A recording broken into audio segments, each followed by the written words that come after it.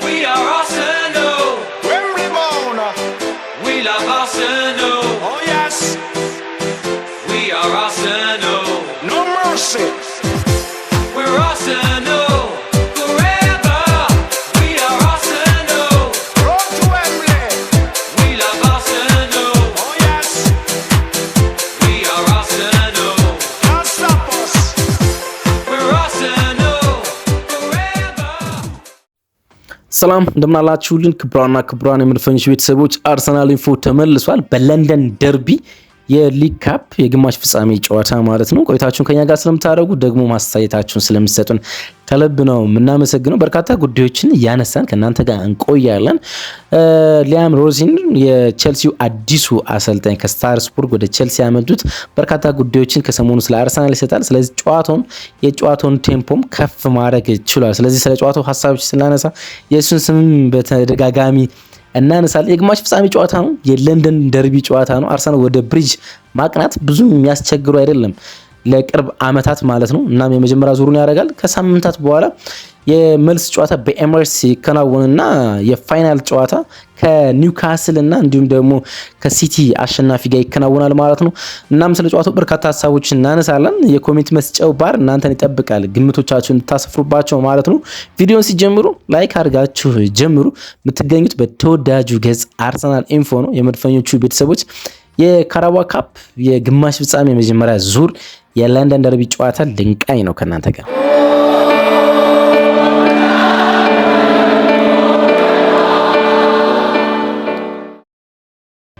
ወደ ብሪጅ ከማምራታችን በፊት የአራተኛ ዙር የኤፍኤ ካፕ የዕጣ ድልድል ትናንትና ወጥቶ ነበረ። አርሰናል በሶስተኛ ዙር ፖርትስማውዝን ወደ ፍራንክፈርት ፓርክ አቅንቶ ማሸነፉ ይታወቃል። ሌላ የቀድሞ የፕሪሚየር ሊግ ቡድን አሁን ደግሞ በሻምፒዮንሺፕ ከሚገኝ ቡድን ጋር ጨዋታውን ያከናውናል። በአራተኛ ዙር የኤፍኤ ካፕ ጨዋታ ግን ጨዋታው ወደ ኤሚሬትስ ነው የሚሆነው። በኤሚሬትስ ከዊጋን አትሌቲካ በአራተኛ ዙር አርሰናል ጨዋታውን ያከናውናል። ይሄኛው ተጠባቂ ጨዋታ ነው። ዘንድሮ አርሰናል ለካርዳቦል እየተጠበቀ ነው የሚገኘው። ለአራት ዋንጫዎች ድል እየተጠበቀ ነው የሚገኘው። ፕሬሸሮች እንደዛ ናቸው።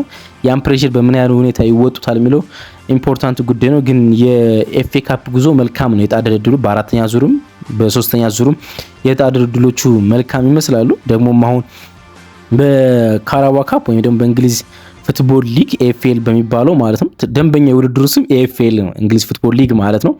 ግን የስፖንሰር ስያሜ ያለው ካርሊንግ ካፕ ድሮ መጠጥ ካምፓኒው ማለት ካራባ ካፕ ይሄ ፓወር ኢነርጂ የቻይና የፓወር ኢነርጂ ድሪንክ መጠጥ ስፖንሰር የሚያደርገው ውድድር ይሆናል ማለት ነው። እንግዲህ ሊያም ሮዚነር ከአርሰናል ጋር ስለሚያደርገው ጨዋታ ከሰሞኑ የሚሰጣቸው ኢንተርቪዎች ብዙ አነጋጋሪ ናቸው። አዲሱ የቼልሲ አሰልጣኝ የቀድሞ ስታርስቡርግ አሰልጣኝ የቼልሲ ፓርትነርሺፕ ወይ ደግሞ እህት ኩባንያ ከሆኑ ስታርስቡርግ ያስመጡት ቼልሲዎች ኢንዞ ማሬስካን ተክቶ ከሰሞኑ ጋዜጣዊ መግለጫ እየሰጠ ይገኛል። የመጀመሪያ ጨዋታውን ማሸነፍ ችሏል። ሊያም ሮዚነር ቻርልተን አትሌቲክን በኤፍኤ ካፕ 5-1 ማሸነፍ ችሏል። በሌላ የዶሜስቲክ ውድድር ነው እንግዲህ ጨዋታው የሚያከናውነው በካፕ የዶሜስቲክ ውድድር ማለት ነው። ሊግ ካፕ ይሄን ጨዋታ ያከናውናል።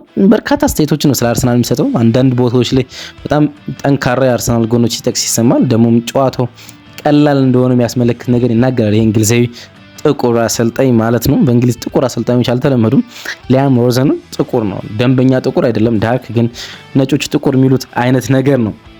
በአርሰናል በኩልስ እንደው ወደኋላ እንዳረሰው አንስቼ ባልፎ ትናንትና ምሽት በርካታ የዝውውር መረጃዎች ተሰምተዋል።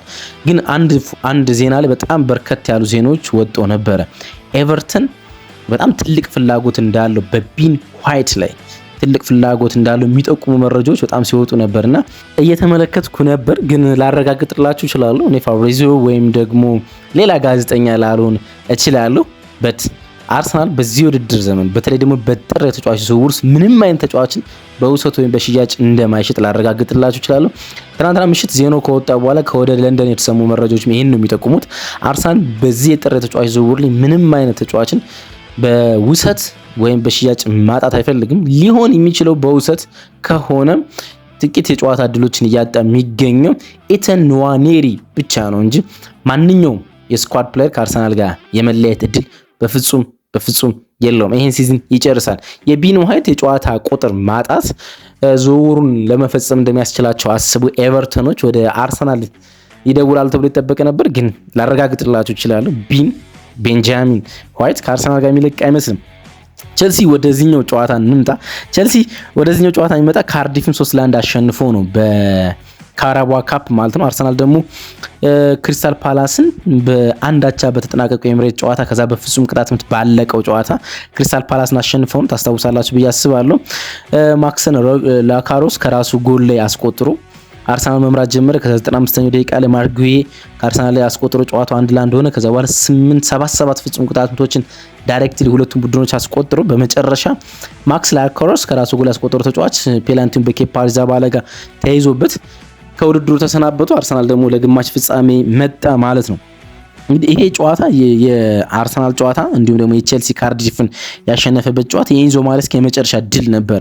ከዛ በኋላ ቼልሲ አላሸነፈም ቻርልተን እስኪያሸንፍ ድረስ ማለት ነው። ኢንዞ ማሬስካ እስከዛ በኋላ ያቸው ውጤቶች በርካታ ያቸው ውጤቶችን ቼልሲ ሲያስተናግድ የነበረ ማለት ነው። ሊንከን ሲቲን፣ ወልቭስን በኤፍኤ ካፕ የመጀመሪያ ዙሮች አሸንፎ ነው ቼልሲ ወደዚህኛው ጨዋታ የመጣ። ስለ ቼልሲ ጥቂት ነገር እናንሳ ብዬ ነው አዲስ አሰልጣኝ ከመሆኑ አንፃር። ቼልሲ ከመጨረሻ 5 የኤፍኤል ፋይናሊስት ግማሽ ፍጻሜ ከደረሰባቸው 5 ግማሽ ፍጻሜ ከደረሰባቸው 4ቱን ማሸነፍ ችሏል። 4ቱን አሸንፎ ወደ ፋይናል ደርሷል። አንዱን ደግሞ ያጣው በአርሰናል 2017-18 የማሪዚዮ ሳሪ ቡድን በአርሰናል የሊግ ካፕ ጨዋታ ከአርሰናል ጋር ጨዋታቸውን አድርገው በሊግ ካፕ ግማሽ ፍጻሜ ያጣውት ነበር። ከዛ ውጭ ግማሽ ፍጻሜ የደረሱባቸውን ኢች ውድድሮች ማሸነፍ ችለው ነበረ። እንግዲህ ቸልሲ የመጨረሻ 5 ጨዋታዎችን ሳያሸንፍ ነበር የተጓዘ። ያለማሸነፍ ጉዞን ቻርልተን አትሌቲክን በኤፍኤ ካፕ የ3ኛ ዙር አሸንፎ ነው ወደዚህኛው ጨዋታ የመጣ ማለት ነው። ቸልሲ እንግዲህ ያለፉትን 7 ጨዋታዎች ጎል ተቆጥሮበታል፣ ጎል አስቆጥሯል። ስለዚህ በሁለቱም ቦክስ ውስጥ ክፍት የሆነ ቲም እንደሆነ ማንሳት ይቻላል። ባለፉት 7 ጨዋታዎች በፕሪሚየር ሊግና በሁሉም ውድድሮች ጎል አስቆጥሯል፣ ጎል ተቆጥሮበታል። በብሪጅ ደግሞ ያለፉትን 12 ጨዋታዎች ጎል ተቆጥሮበታል። ይሄ ቡድን ከአርሰናል ጋር ጨዋታውን ያደርጋል። ስለዚህ አርሰናል በጨዋታው ላይ ጎል ማስቆጠር ይችላል ብላችሁ ብታስቡ ሲምፕል ነው ማለት ነው። ቸልሲ ላይ ጎል ማስቆጠር ቻርልተን አትሌቲክም ማድረግ ስለቻለ ማለት ነው። አንድ ከሁለቱ ጨዋታ አንጻር የምናነሳው ፖይንት ግን ያለ ይመስለኛል የኬፓ አሪዛባላጋ በዚህኛው ጨዋታ ላይ በግብ ጠባቂነት ይኖራል ተብሎ ይጠበቃል። አርሰናል ይኖራል እናም በላይናፕ ውስጥ የላይናፕ ለውጥ ይኖራል ምላችሁ ከኤፍኤ ካፕ ጨዋታ አንጻር ነው። በኤፍኤ ካፕ ጨዋታ ላይ ተመልክተን ከሆነ ሊቨርፑል በመጨረሻ የፕሪሚየር ሊግ ጨዋታ አርሰናል ከገጠመበት የፎርሜሽን የ10 ተጫዋቾች ለውጥ አድርጎ ነበር። በብቸኝነት በጨዋታው ውስጥ የነበረው ገብርኤል ማጋሊሽ ነው። ሌሎች 10 ተጫዋቾች ተቀይረዋል። አሁንም እንደዚህ አይነት ለውጥ ሊኖር ይችላል ተብሎ የሚጠበቀው ኬፓ አሪዛባላጋ ነው። ምክንያቱም ሁሉንም የካራባኦ ካፕ ጨዋታዎች እየጀመረ የነበረው ግብ ጠባቂ ስለነበረ አሁንም እሱ ይኖራል ተብሎ ይገመታል። ከዛ ውጭ ግን ብዙ ለውጦች ይኖራሉ። እንግዲህ ኬፓ 2018-19 የፋይናል ጨዋታ ብዙ ሰዎች የሚያስታውሱት ጨዋታ አለ ብዬ አስባለሁ። የማሪዚዮ ሳሪ ቼልሲ ከሲቲ ጋር ባደረገው የፋይናል ጨዋታ ላይ በመጨረሻ ደቂቃዎች ላይ ማሪዚዮ ሳሪ ለፍጹም ቅጣት ምት መቀየር ፈልጎ ኬፓ አሪዛባላጋ እምቢ አሻፈረኝ ሲል እናስታውሳለን አይደል? መቀየር አልፈልግም ፍጹም ቅጣት ምት መቆየት ፈልጋለሁ ሲልና ብዙ ሚዲያን ያነጋገረ ጉዳይ ነበር ያ ክስተት ማለት ነው። አሁን ኬፓ አሪዛባላጋ አርሰናል በፍጹም ቅጣት ምት አሸንፎ እንዲያሸንፍ አድርጎ ክሪስታል ፓላስን ለግማሽ ፍጻሜ ደርሷል። ቸልሲን በተቃራኒው ይገጥማል እና ኢንተረስቲንግ ጉዳይ ይመስለኛል ሜዳ ውስጥ ይኖራል ተብሎ ስለሚገመት ማለት ነው። በሁለቱም ቲም ውስጥ በሊግ ካፕ ውስጥ የሆኑ ታሪኮች ስላሉት ማለት ነው። ያ ክስተት 7 ዓመታትን ያህል ተሻግሯል ወይም ደግሞ 7 ዓመታትን ያህል አልፏል። ግን ኢንተረስቲንግ ጉዳይ ስለሆነ ነው ያነሳሁት። እንግዲህ አርሰናል ዋንጫ ለማንሳት እንግዲህ በዚህ ውድድር ዓመት ኳድራብል ይጠበቅበታል ተባብለናል። 4 ዋንጫዎች እንዲያነሳ አንዳንድ ሰዎች እየገመቱ ነው። ወይም ደግሞ 4 ዋንጫዎችን የማንሳት አቅም አለው ይሄ ስኳድ ብሎ ያነሳሉ። እንግዲህ አንደኛውን የመጀመሪያው ዋንጫ ማንሳት ካለበት ይሄኛው የካራባኦ ካፕ ጨዋታ ነው። ለዋንጫው 270 ደቂቃዎች ያህል ከፊቱ ይቀሩታል። 240 ያህል ደቂቃዎች ማለት ነው ከፊት ለፊቱ አሉ። እንግዲህ ሶስተኛው የካራባኦ ካፕ ዋንጫው ነው የሚሆን አርሰናል ግን ሁለቱን ያነሳቸው በጣም ከብዙ ዓመታት በፊት ነው። ለመጨረሻ ጊዜ አርሰናል የካራባኦ ካፕ ዋንጫ ካነሳ 1990ዎቹ መጀመሪያ አካባቢ ማለት ኦልሞስት 30 ዓመታትን ያህል ተሻግሯል አርሰናል ካነሳ ማለት ነው። ኤምሪ አላነሳም፣ አርሰን ቪንገር ለአመታት አላነሳም።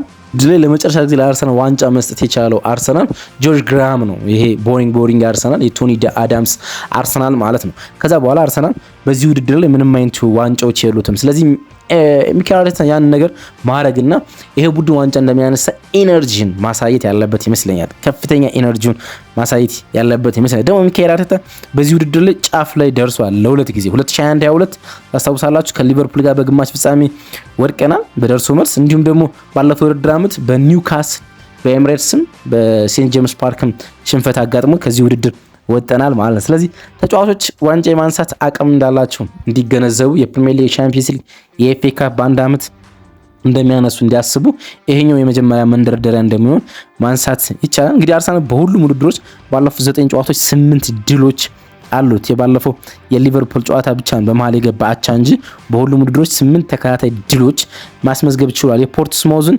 የ4-1 የኤፍኤ ካፕ ድል ወይም ደግሞ የማርቲኔሊ ሾው ስሙን ዘንግቼው ነው። የማርቲኔሊ ሾው ማለት ነው። ማርቲኔሊ ሃትሪክ የሰራበት ሾው ማለት ነው።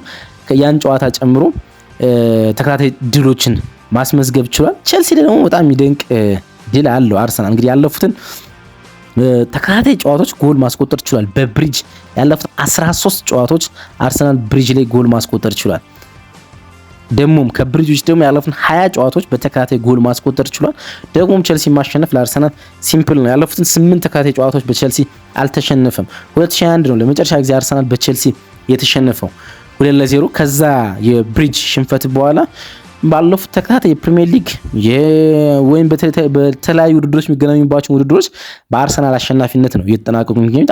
ቼልሲ አርሰናልን ማሸነፍ ከዳገተው ረጅም ዓመታት እንዳስቆጠሩ መናገር ይቻላል። በሁለቱም በኩል ያለው የቡድን ዜና በአርሰናል በኩልስ ካይ ሃቨርትዝ ተመልሷል። በዚህኛው ጨዋታ ላይም ተጨማሪ መጠነኛ ደቂቃዎች ይኖሩታል። ቪኪ እረፍት አግኝቷል። ቪክተር ዮኬሬሽ ስለዚህ በቀጥታ ይኖራል። ፔሩ ኢንካፒዮ፣ ካላፊዮሪ፣ ክርስቲያን ሞስኬራ፣ ማክስ ዶማን አሁንም ጉዳት ላይ ናቸው ተብሎ ይታሰባል።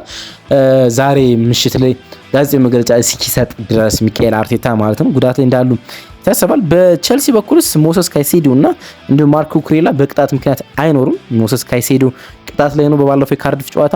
ማርኮ ኩሬላ ቢጫ ካርድ ስለነበረው ማለት ነው በርካታ ቢጫ ካርዶች። ማርኮ ኩሬላ እንዲሁ በቀይ ካርድ በቻርልተን አትሌቲኮ ጨዋታ ላይ ስለወጣ በዚህኛው ጨዋታ ላይ አይኖሩም። በቻርልተን አትሌቲኮ ጨዋታ ላይ እረፍት ተሰጥቷቸው የነበሩት ማሎ ጉስቶ ጄምስ እንዲሁም ደግሞ ፓልመር በዚህኛው ጨዋታ ላይ በቋሚ አሰላለፍ ውስጥ ይመለሳሉ ተብሎ ይጠበቃል። በአርሰናል በኩልስ የሚኖረው ወይም የሚጠበቀው ላይንአፕ ኬፓ አሪዛባላጋ በግብ ጠባቂነት ይኖራሉ። በቀኝና በግራ ተከላካይነት ቦታ ላይ ዩሪያን ቲምበር እና ሰሞነኛ ብቃቱ በጣም የወረደው ኤሚሊ ስሚዝሮ ሉዊስ ማይልስ ኬሊ ይኖራል። ዊሊያም ሳሊና፣ ጋቢ ማጋለሽ በመሃል ተከላካይነት እንዲሁም አማካኙ በዲክላን ራይስ፣ ማርቲን ዙቢሜንዲና ማርቲን ኦዲጋርድ ይኖራሉ። ቪክተር ዮኬሬሽ የፊት መስመሩን፣ ቡካዮ ሳካ እና እንዲሁም ማርቲኔሊ ከፊት ይኖራሉ ተብሎ ይጠበቃል። በአርሰናል በኩል የላይንአፕ ማለት ነው። ጨዋታውን ስፖርት ሜል በ2-1 የአርሰናል አሸናፊነት ገምቶታል። እናንተስ ጨዋታው ስንት ለስንት ይጠናቀቃል? ግምታችሁን አስቀምጡልን። የነበራችሁት በተወዳጁ አርሰናል ኢንፎ ገጽ ነው። የለንደን ደርቢ የግማሽ ፍጻሜ የመጀመሪያ ዙር ጨዋታ እንዲተመለከት ነው።